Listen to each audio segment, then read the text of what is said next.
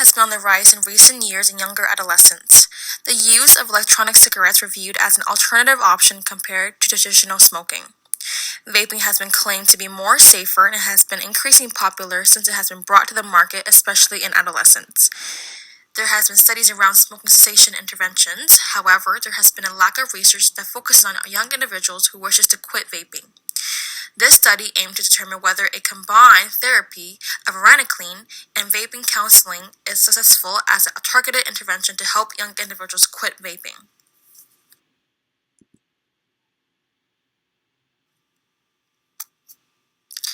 The researchers addressed the lack of research on vaping cessation for electronic cigarette users, with evidence suggesting vaping causes long-term complications with vaping dependence. The researchers highlighted the gap in research on specific treatment targeted for vaping cessation. The study was initiated due to the limited studies on the combined effects of using varenicline and vaping counseling. The researchers aim to provide an effective treatment regimen for younger individuals who are seeking to quit vaping with the combined treatment of varenicline and vaping counseling. The study design used a double-blinded, randomized, parallel group, placebo-controlled design with a total of 140 participants.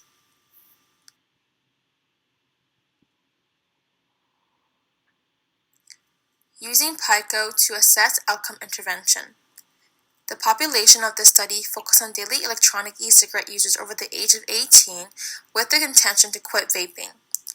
These 140 participants have been using electronic e-cigarettes daily for at least 12 months with at least one previous attempt to quit. The population selected is focused and related to the study the question that aims to help individuals be selected to test the intervention's effectiveness. The intervention including administering a common medication for smoking cessation, varenicline, 1 mg twice daily combined with 10-minute vaping cessation counseling for 12 weeks. This combination together aimed to reduce nicotine cravings to assess the effectiveness to quit vaping. The comparison group received a placebo pill twice daily combined with the same 10-minute vaping cessation counseling for 12 weeks. This allowed researchers to study whether the treatment group, varenicline, was effective to quit vaping. The primary outcome observed in that the treatment group, varenicline, combined with the vaping cessation counseling, was more effective for quitting vaping than the placebo group. The continuous abstinence rate was measured. Coentyne levels were higher in the varenicline group, 40% in weeks 4 to 12, and 34.3% in weeks 4 to 24. Versus the placebo group, 20% weeks 4 to 12 and 17.2% in weeks 4 to 24. Using the PICO chart, we are able to assess that the treatment group, varenicline with the 10-minute counseling for 12 weeks, was more effective for helping individuals quit vaping.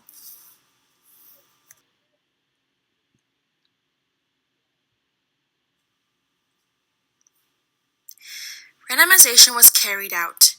The method was appropriate. Participants were randomly assigned using a computer-generated 5-block randomization scheme. Participants were separated to either varenicline or placebo in a 1-to-1 ratio. The sequence of blocks were randomized using an SAS software.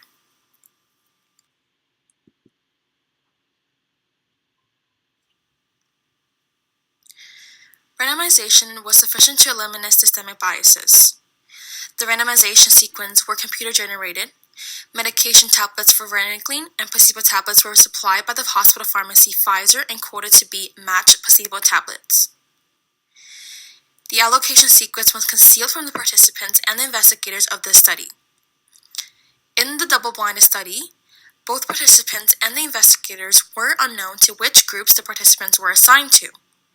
Having the medication matched ensured that there was a decreased chance of the participant knowing which treatment they received.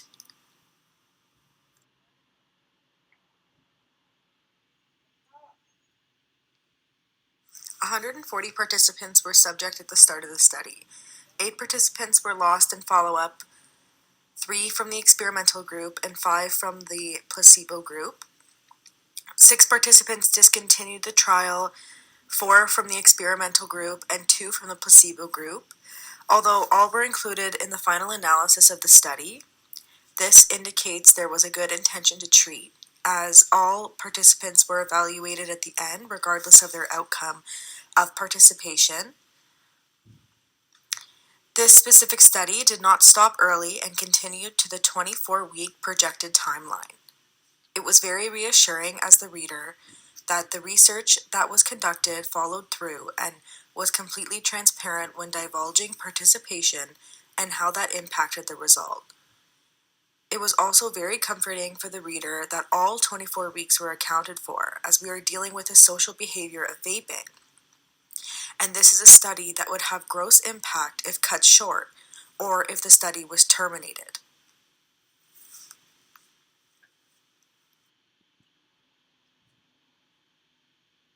Fortunately, this research study, both the participants and the investigators were blind to the interventions.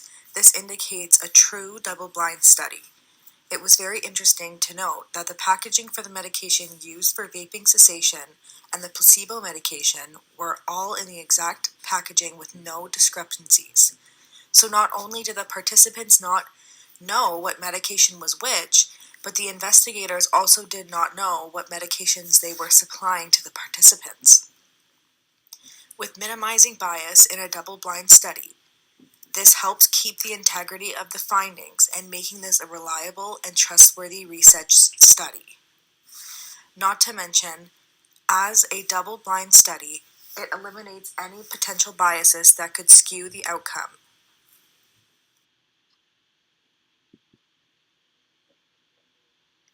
Even though there are two different study groups, but the participants share some common characteristics, such as they were all at least 18 years old, with a history of smoking, and they have the willingness to quit. We can see social demographic data, medical history, smoking history, motivation for quitting, the amount of vaping or nicotine consumption, anxiety level, blood pressure, heart rate, and BMI are all listed in the article. You can also see that the average age of the two groups are slightly different. The BI scores show the different anxiety levels between the two groups, and the Penn State Electronic Cigarette Dependence Index of the placebo group was higher than the vaping group. You can also notice here that 14 participants in the Varenicline group had post-secondary education, while only 3 participants of the placebo groups graduated from college. These are differences that exist, but they are not too large to affect the study outcome.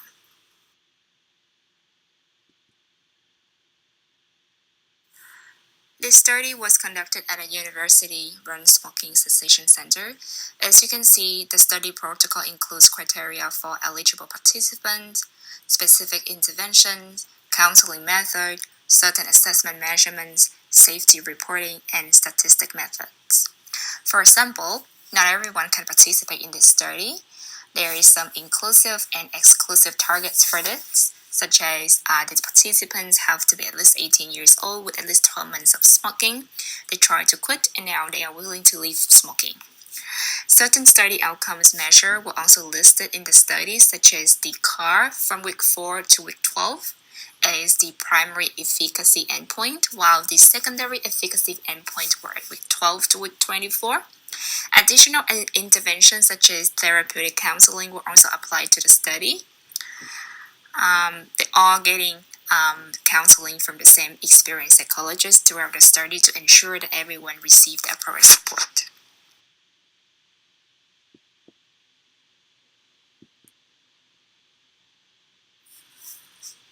Here is the flowchart that show us the period of the study. So the study lasted for 24 weeks in total. There are 12 weeks with treatment, and there are 12 weeks that the participant finish the treatment and only go for follow-ups.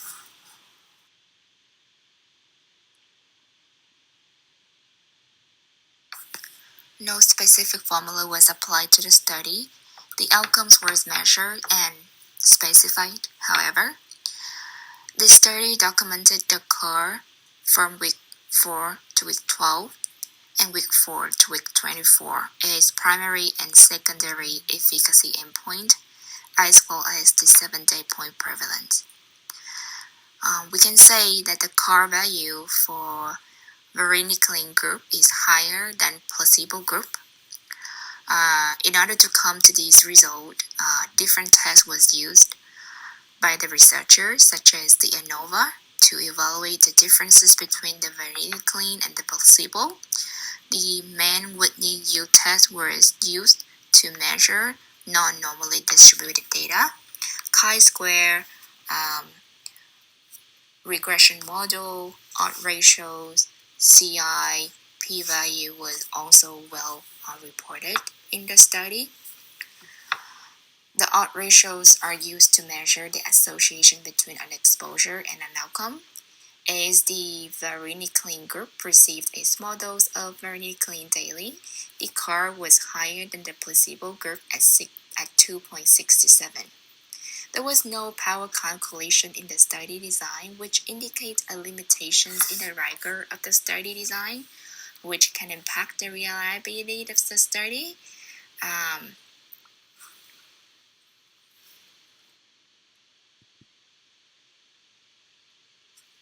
The study also admitted that there was missing or incomplete information.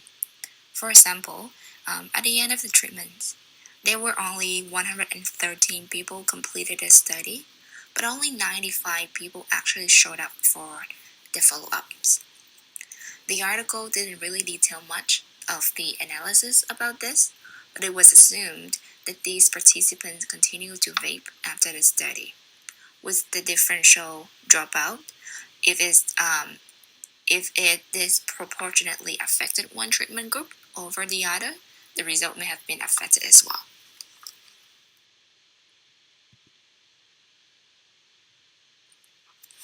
Yes, the precision of the estimate of the treatment effect was reported. The size of the confidence interval amongst the treatment group between weeks 4 to 12 was 1.25 to 5.68, while for week 12 to 24 amounted to 1.14 to 5.58. The p-values were 0.011 and 0.0224 respectively, which indicates the results were unlikely due to chance.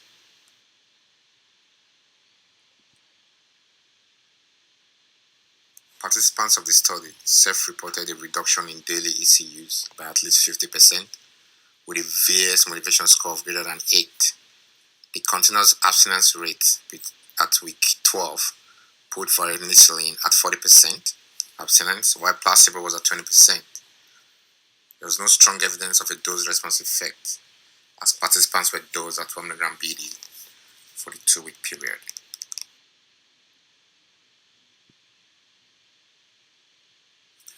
One of the drawbacks of the study is that it was limited to the adult population with strong intentions of quitting. Nonetheless, it wasn't enough to make the result unreliable. This study was a novel one, hence difficult to compare evidences with other studies. The research was funded by grants supported by a drug company, and there was some declared competing interest from some of the researchers who have previously partnered or received grants from tobacco companies, but this cannot be classed as a misconduct as they were transparent with this information.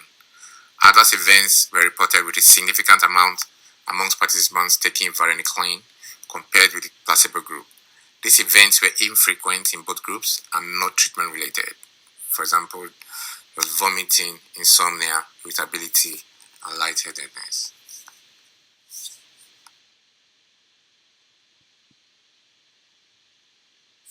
The study participants shared most characteristics with Jean Rossi, a young adult with no pre-existing medical or mental health conditions.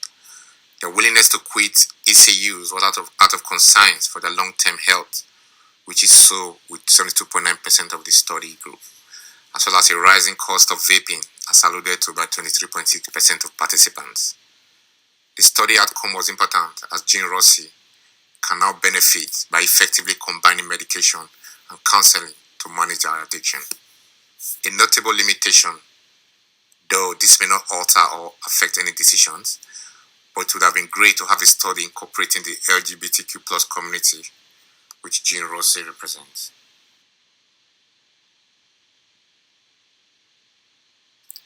The experimental intervention of varenicline combined with counseling appears to provide greater value for vaping cessation than existing interventions such as counseling alone for young adults that use e-cigarettes or vape. The studies demonstrated that individuals who received varenicline alongside counseling had significantly higher abstinence rates compared to those who only received counseling and a placebo, suggesting that adding a pharmacological component enhances effectiveness of behavioral support, making it a more comprehensive approach to vaping cessation. For example, in our case study, Jean Rossi, the experimental intervention of varenicline combined with counseling would likely provide a greater value than existing interventions such as counseling. Given their high-frequency vaping habit, a pharmacological aid could improve their chances of long-term cessation. However, implementing this intervention would require careful planning. Time and investment would be necessary to structure counseling sessions and monitor patients for any potential side effects of varenicline. Healthcare professionals would also need training to effectively prescribe and manage the medication, ensuring a safe and optimal use. Financially, the cost of varenicline could also be a barrier if not covered by insurance, and it may be offset by reducing long-term healthcare costs associated with vaping-related illnesses.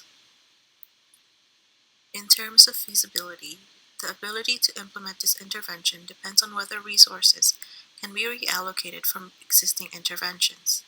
If the approach primarily relies on counseling alone, additional funding would be necessary.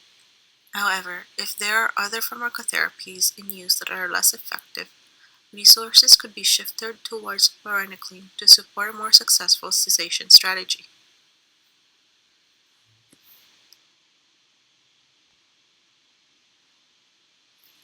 This study is a well-designed, double-blind, randomized, placebo-controlled trial, providing strong evidence that varenicline combined with counseling significantly improves vaping cessation rates compared to counseling alone.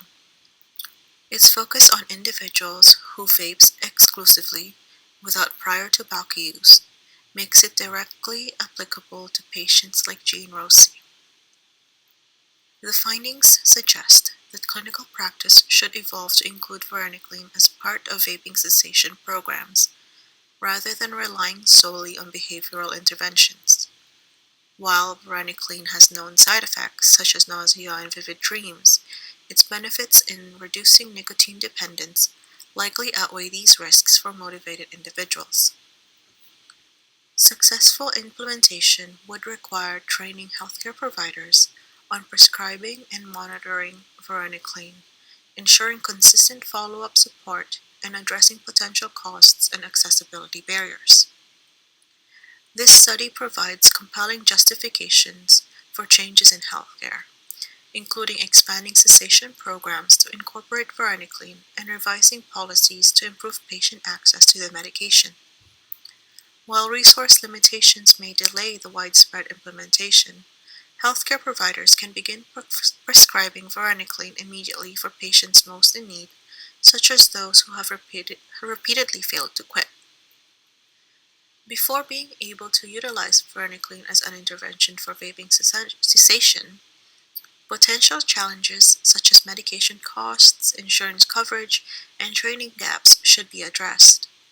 A phased-out rollout or a pilot program targeting high-risk patients could be an effective way to integrate this intervention into practice. Overall, this research presents strong evidence that varenicline can enhance vaping cessation efforts, making it a valuable addition to current treatment approaches.